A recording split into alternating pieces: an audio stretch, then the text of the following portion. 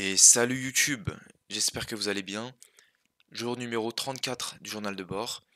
Aujourd'hui on se retrouve pour la reprise des cours. Et je vous rappelle que ici on est dans ce journal de bord pour devenir une star en Chine. On garde l'objectif en tête, devenir annonceur d'événements en Chine.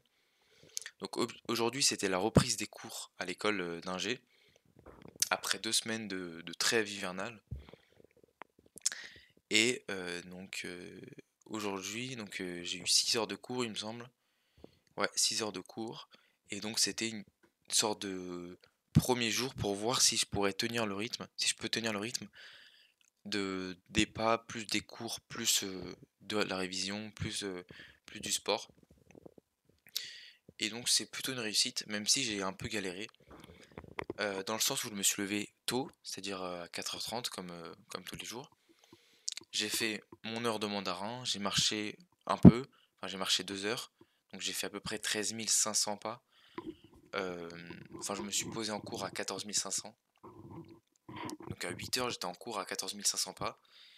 Et c'est là où tu te rends compte que dans une journée, t'es hyper sédentaire. Mais vraiment sédentaire. C'est-à-dire que j'ai galéré à faire mes pas. À finir mes pas en tout cas.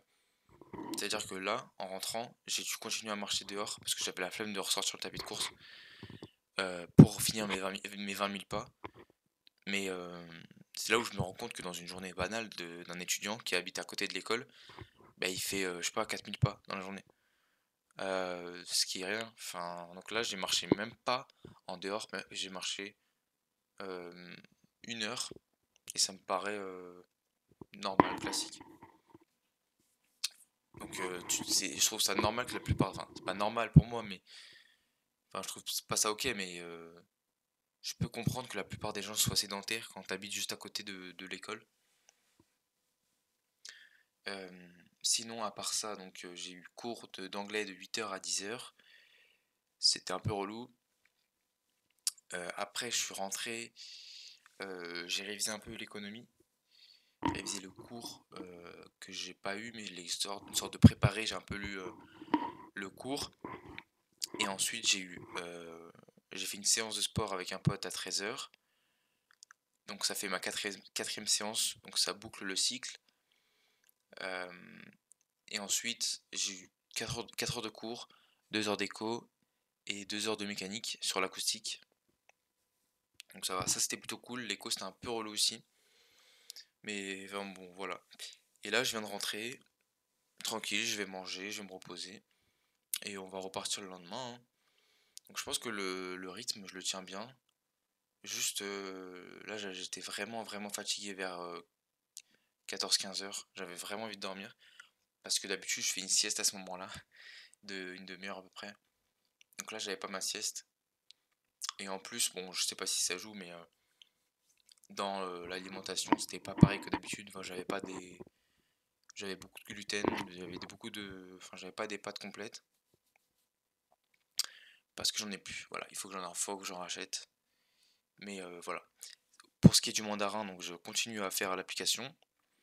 Plus le podcast, c'est magnifique. Le podcast d'Achou Mandarin. C'est pour normalement un niveau intermédiaire, mais j'écoute quand même pour essayer d'immerger des connaissances. Des fois, je vois enfin, j'entends des mots qui ressemblent à ce que j'apprends, et puis ça me permet d'engranger plus de connaissances et d'avoir mieux, enfin, ça me permet de m'imprégner de la langue. Et même si ça peut paraître être du temps perdu, c'est plus d'input et ça me fait plaisir, j'apprends des choses. Ce matin, c'était un podcast euh, sur euh, comment... Ah oui, comment est la culture du hard work en Chine. C'est ce qui est involution et concurrence toxique, tout ça.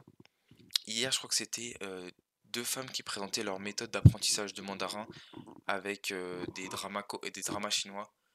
Et donc, elles présentaient leur site avec drama et des exemples de mots et des mots à apprendre. Enfin, tout ça, quoi. Donc là, je vais manger, je vais me reposer, et puis je vous dis à demain pour la suite du journal de bord. Et gros bisous.